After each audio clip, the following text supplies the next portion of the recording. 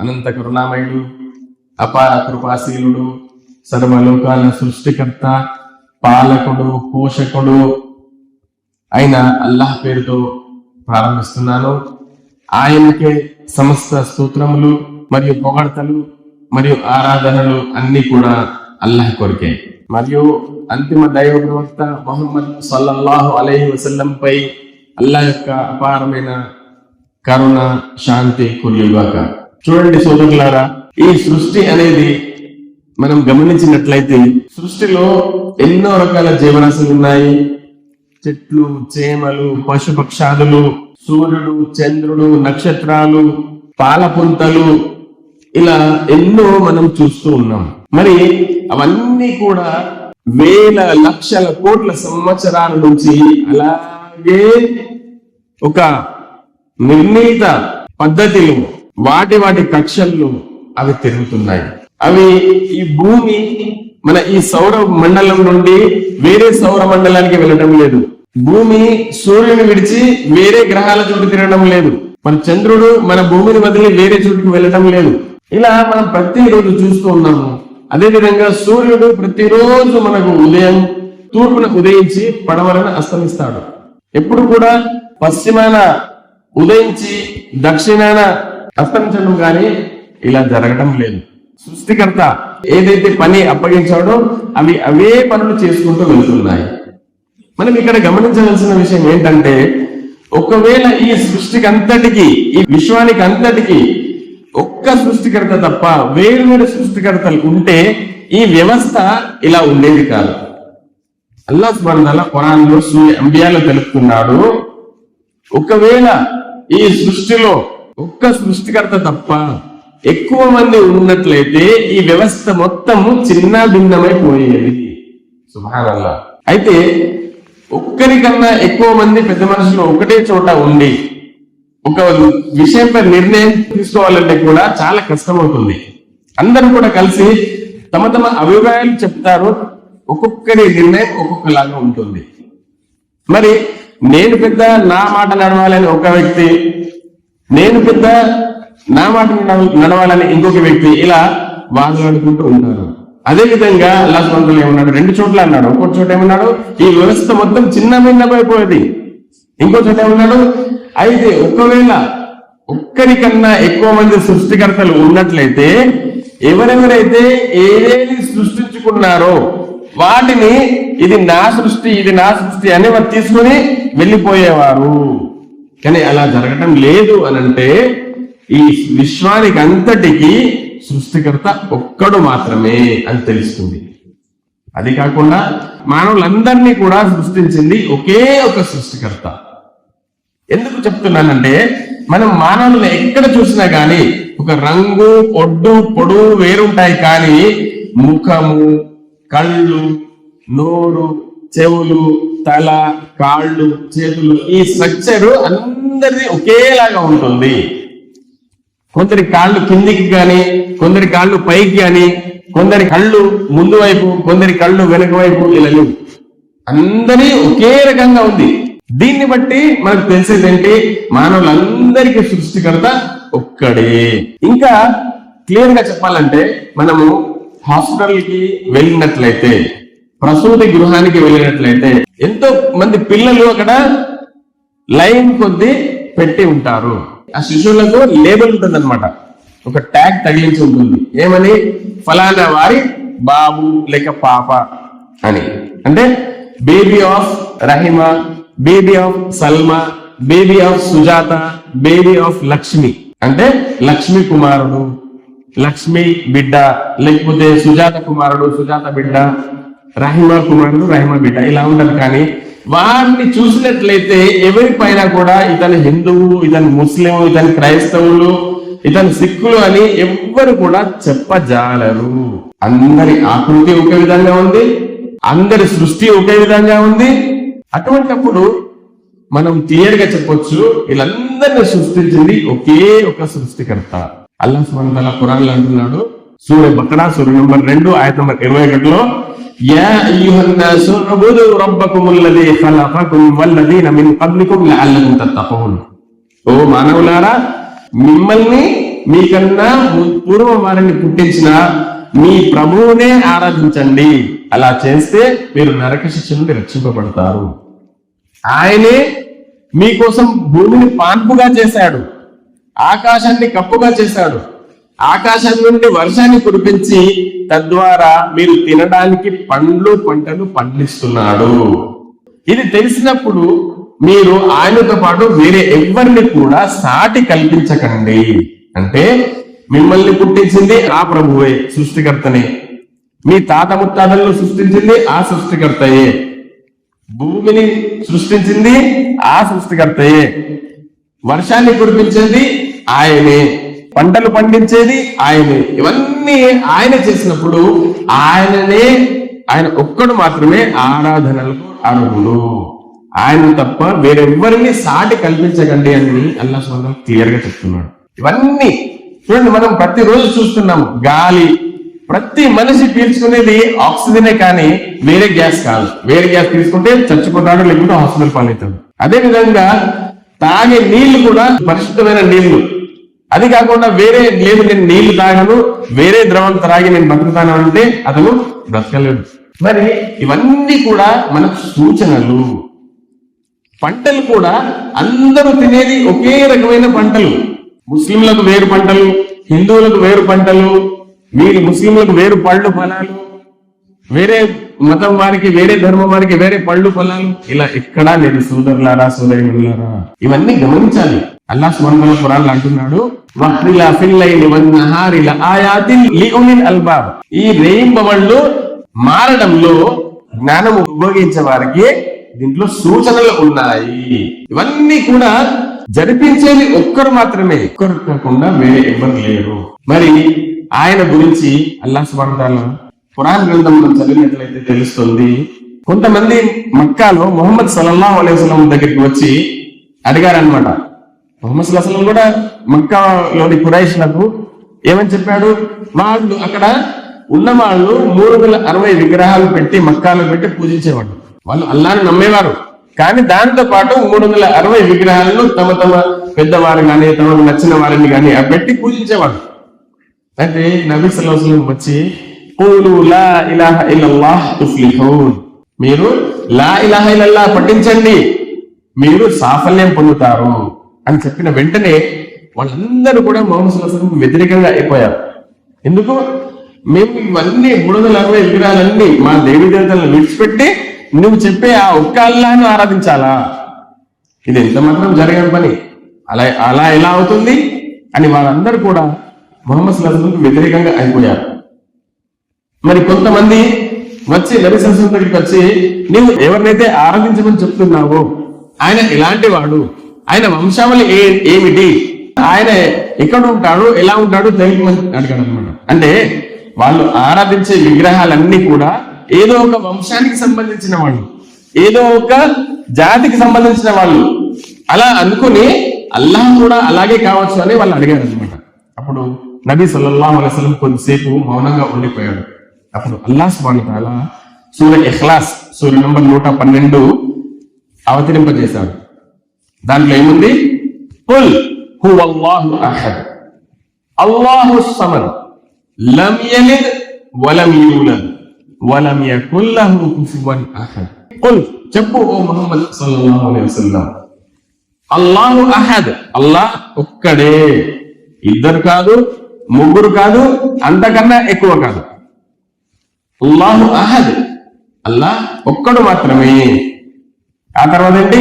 అల్లాహు సమద్, అల్లాహ్ నిరపేక్షపరుడు, ఎలాంటి అక్కర అవసరాలు లేనివాడు.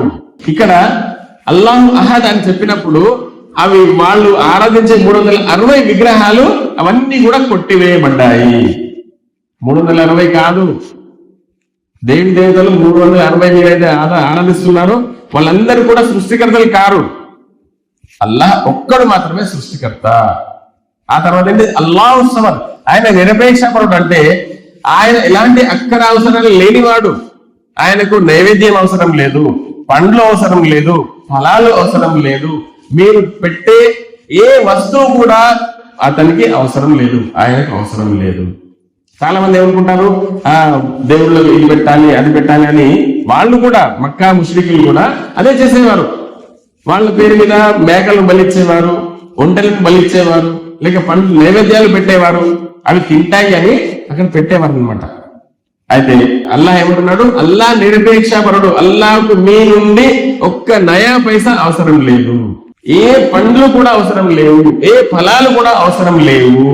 ఆయన తినిపించేవాడే కానీ తినేవాడు కాదు, ఇచ్చేవాడే కానీ తీసుకునేవాడు కాదు, మిమ్మల్ని పుట్టించేవాడే కానీ పుట్టినవాడు కాదు. అల్లాహ్ సమద్, ఆయన నిరపేక్షపరుడు. ఆయనకు ఎలాంటి అక్కర అవసరం లేవు. మనకు మనుషులకు లేక వాళ్ళు మక్కా ముష్రికులు కానీ ఇతరులు కానీ ఎవరైతే ఆరంభిస్తున్నారో వాళ్ళందరూ కూడా, అందులో కొంతమంది ఇక్కడ పుట్టి చనిపోయిన వాళ్లే. వారు అన్నం తిన్నారు, నీళ్లు తాగినారు, వాళ్లకు అనారోగ్యము పాలయ్యారు వారు. అది కాకుండా వాళ్ళు నిద్రపోయారు, ఆఖరికి చనిపోయారు కూడా. అల్లాహ్ ఎలాంటి అక్కర అవసరాలు లేనివాడు, ఆది అంతం లేనివాడు. హయ్యుల్ లా యమూత్, ఆయన ఎల్లప్పుడూ జీవించి ఉండేవాడు, ఆయనకు మరణం లేదు. పుట్టేవాడు, ఆది మరియు అంతాలు ఉన్నవాడు, సృష్టికర్త కాజాలడు. పుట్టినవాడు సృష్టికర్త కాజాలడు, చనిపోయినవాడు సృష్టికర్త కాజాలడు అని ఖురాన్ లో క్లియర్ గా చెప్పబడింది. లం యలిద్ వలం యూలద్, ఆయన ఎవరికి జన్మనివ్వలేదు. జన్మనివ్వలేదంటే ఆయన ద్వారా ఎవరు పుట్టలేదు, అంటే ఆయనకు భార్య లేదు. చూడు కేఫ్లో అంటున్నాడు రసూలుల్లాహ్, ఆయనకు వలా సాహిబతిన్ వలా వలదా, ఆయనకు భార్య కాని కుమారులు కానీ లేరు అని చెప్తున్నారు. కొందరు అంటారు దేవునికి కుమారుడు ఉన్నాడు అని. స్పెషల్లీ మనం చూసాము 25 డిసెంబర్ క్రిస్మస్ రోజున యేసుక్రీస్తు అల్లాహ్ కుమారుడు అని వాళ్ళు ఆరాధిస్తారు. కానీ ఇక్కడ అల్లాహ్ సుబ్హానహు వ తఆలా ఏమంటున్నాడు, ఆయనకు అల్లాహకు భార్య లేదు, మరి కుమారులు కూడా లేరు అని క్లియర్ గా చెప్తున్నాడు. ఇంకా ఏమంటున్నాడు, ఎవరైతే అల్లాహకు కుమారుడు ఉన్నాడని అంటున్నారో వారు చాలా పెద్ద అభాండం వేస్తున్నారు అల్లాహ్ పై అంటున్నాడు సూర మర్యంలో. లఖద్ జి'తుమ్ షైయన్ ఇద్దా, మీరు చాలా ఘోరమైన విషయాన్ని, ఘోరమైన పాపాన్ని అల్లాహకు అంటగడుతున్నారు, అల్లాహకు కుమారుడు ఉన్నారని. అందులో మన ముస్లిం సోదరులు కూడా వారితో పాటు వంత పాడుతున్నారు కొందరు, జ్ఞానం లేకుండా. అలా క్లియర్ గా చెప్తున్నాడు, సృష్టికర్త అయిన అల్లాహ్ ఒక్కడే, తనకు తాను మాత్రమే ఉన్నాడు, ఆయనకు భార్య లేదు, పిల్లలు లేరు. భార్య ఉంది అంటే అతని కోరికలు ఉన్నట్లు కాదా, అతనికి వీక్నెస్ ఉన్నట్లే కాదా? మనం ఏమంటాం, సుబ్హాన రబ్బియల్ అజీమ్, అల్లాహ్ సుబ్హానహు వ తఆలా అత్యంత పవిత్రుడు, ఆయన అందరికన్నా గొప్పవాడు అని అంటాం, అవునా కదా? మరి భార్య ఉన్నప్పుడు ఆయనకు కోరికలు ఉన్నట్లు లెక్క, మరియు ఆయనకు అవసరాలు ఉన్నట్లు కూడా లెక్క. ఆయనకు లోపం ఉన్నట్లు లెక్క. కానీ అల్లాహ్ సుబ్హానహు వ తఆలా వీరు కల్పించే అన్ని లోపాలకు అల్లాహ్ సుబ్హానహు వ తఆలా అతీతుడు. సుబ్హానహు వ తఆలా అమ్మా యుష్రికూన్, ఇంకో చోట సుబ్హానహు వ తఆలా అమ్మా యసిఫూన్. వారు అల్లాహ్కు ఏవైతే ఆపాదిస్తున్నారో, కల్పిస్తున్నారో వాటన్నిటికీ నుండి అల్లాహ్ సుబ్హానహు వ తఆలా పవిత్రుడు, పరిశుద్ధుడు అని చెప్తున్నాడు అల్లాహ్ సుబ్హానహు వ తఆలా. లం యలిద్ వలం యూలద్, ఆయన ఎవరికి పుట్టినవాడు కాదు. అల్లాహ్ సుబ్హానహు వ తఆలాకు తల్లి లేదు, తండ్రి లేడు, ఆయన ఎవరికి పుట్టలేదు, జన్మించలేదు. అంటే ఇక్కడ సృష్టికర్త అనేవాడు ఆయన ఒక్కడికన్నా ఎక్కువ కాదు, మొట్టమొదటి విషయం. రెండవది, ఆయనకు ఎలాంటి అవసరాలు అక్కర లేదు. అక్కర అవసరాలు ఉన్నాయి అంటే అతను సృష్టికర్త కాదు అని ఇక్కడ తెలుస్తుంది మన ఖురాన్లో. మూడవది, ఆయన ద్వారా ఎవరు జన్మించలేదు, ఆయనకు భార్య లేదు, కుమారుడు లేడు, కుమార్తెలు లేరు. మరి ఆయన కూడా ఎవరి సంతానం కాదు, ఆయనకు తల్లి గాని తండ్రి గాని లేరు. అంటే తల్లిదండ్రులు ఉన్నట్లయితే అల్లాహ్ కన్నా వారు గొప్పవారయ్యేవారు. మనం అల్లాహు అక్బర్ అంటాం, అల్లాహ్ అంటే అల్లాహ్ అందరికన్నా గొప్పవాడు.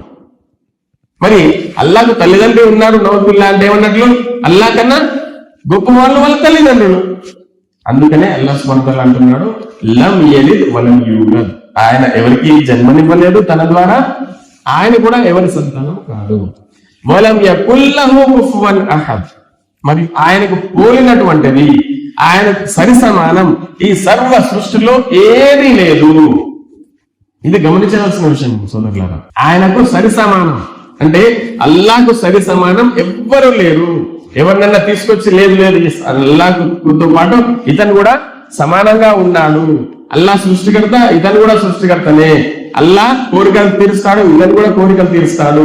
అల్లాహ్ను ఆరాధిస్తున్నాము, ఇతన్ని కూడా ఆరాధిస్తున్నాము అని అంటే అక్కడ అల్లాహ్ అంటున్నాడు వలం యకుల్లహు కుఫువన్ అహద్, ఆయనకు సాటి సమానం ఎవరు లేరు, సమానం ఎవరు లేరు. అల్లాహ్ అంటున్నాడు ఇంకో చోట అరుని మాదా ఖలఖు మినల్ అర్ద్, మీరు ఎవరినైతే అల్లాహ్ వదిలి ఎవరినైతే దేవుడిగా చేసుకున్నారో నాకు చూపించండి, వారు ఈ సృష్టిలో వారు ఏమి సృష్టించారో, వారు తయారు చేసింది సృష్టించింది ఏంటో చూపించండి. ఎందుకంటే బదీఉస్ సమావాతి వల్ అర్ద్, ఈ భూమి ఆకాశాలు మరియు వాటి మధ్య ఉన్న సమస్తము కూడా ఏ నమూనా లేకుండా సృష్టించింది, మొట్టమొదటి సృష్టి గావించింది అల్లాహ్ సుబ్హానహు వ తఆలా. ఎవరు ఏది చేసినా తర్వాత సైంటిస్టులు కానీ డాక్టర్లు కానీ మనుషులు కానీ ఏది చేసినా అల్లాహ్ ఏదైతే సృష్టించాడో వాటిని తీసుకొని తయారు చేస్తున్నారు, కానీ తమంతట తాము స్వతహాగా దేనిని కూడా సృష్టించలేదు.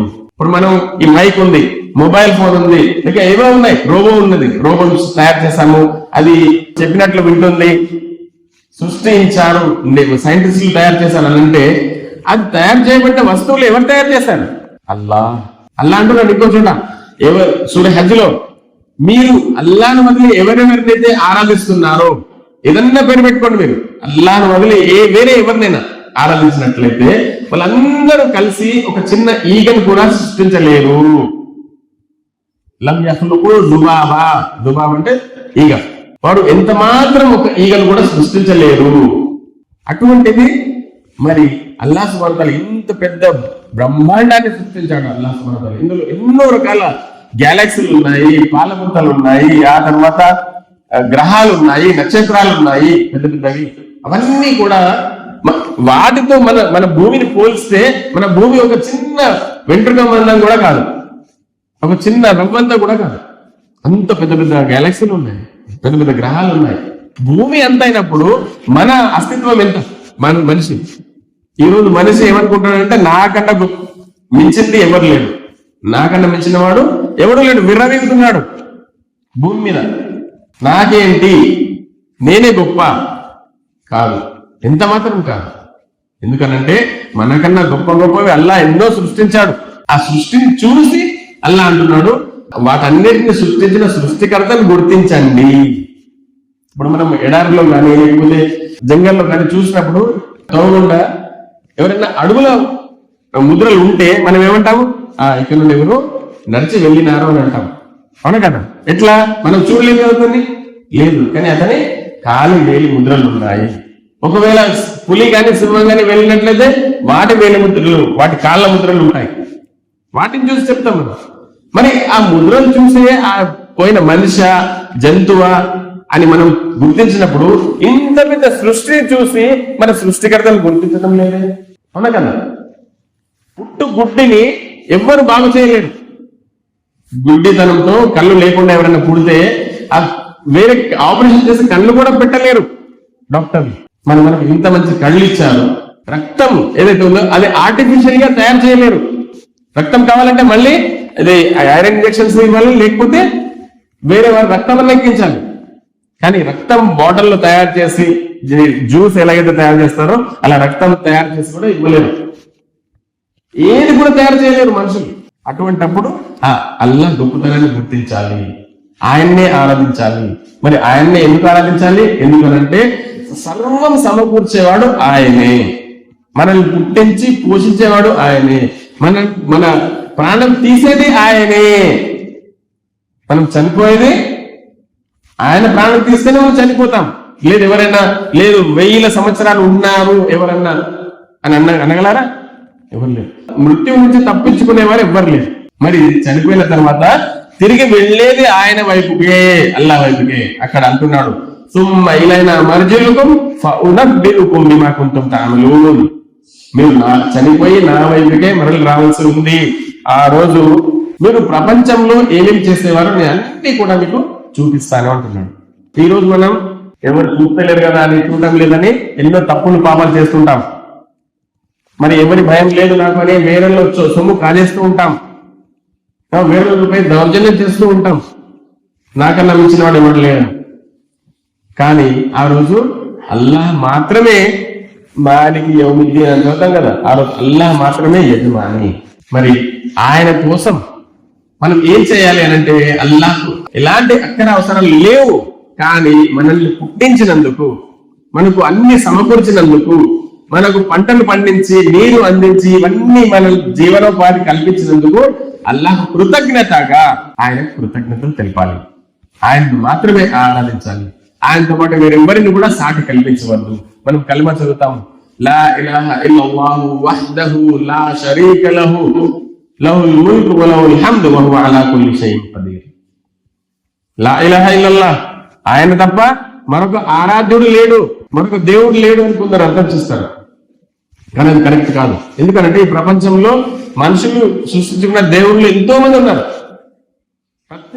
కొందరు ఎంతమంది ఉన్నారో అంతమందికి ఒక్కొక్క దేవుడు, వారికి నచ్చినట్లు వారు దేవుళ్ళని తయారు చేస్తున్నారు, అది వారి ఇష్టం. కానీ నిజ ఆరాధ్యుడు, ఆరాధనకు అర్హుడు మాత్రం ఒక్క అల్లాహ్ మాత్రమే.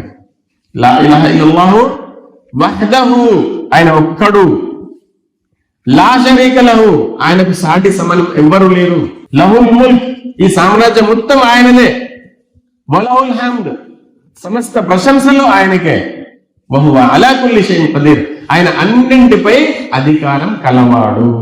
ఇది మనం ఈ కలిమా ఒక అర్థం గుర్తుంచుకుంటే మనము అల్లాహ్తో పాటు వేరెవ్వరిని కూడా ఆరాధించాం. సోదరులారా, చాలా మంది ముస్లిం సోదరులు కూడా అల్లాహ్ని వదిలి తమకు ఇష్టమైన వారిని ఆరాధిస్తూ ఉన్నారు. ఈ రోజు మొన్న ముహర్రం గడిచింది, ముహర్రంలో ఎంతో మంది పీరీలు పెట్టి వారిని దేవుళ్ళుగా చేసి ఆరాధించారు.